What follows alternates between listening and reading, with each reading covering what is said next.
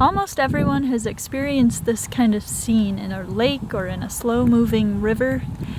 This weird covering of green. This is actually a plant called duckweed.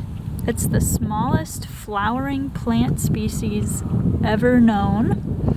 And each little tiny individual leaf or two leaves is a plant. And those are floating, so they don't actually reach the bottom. They're just floating along the surface of the water. And like I said, they prefer that slow-moving water.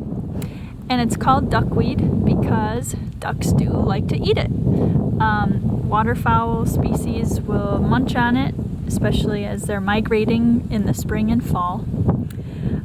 And it just covers areas sometimes. And that can also be because there's an excess of nutrients getting into the water. What does that mean? There might be farmlands or urban areas that their phosphorus and nitrates are getting into the water in the river through ditches or through storm drains. And that can cause different types of plants or algae to bloom, just kind of like you see here. It's kind of a lot.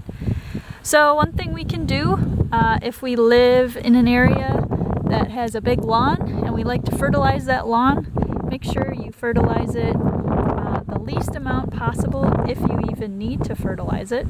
And also choose a day where it's not going to rain, or the day after it won't rain after you put that fertilizer on, because all it's going to do is just wash right down into your ditch, and those ditches lead eventually to streams and rivers like our River Raisin here.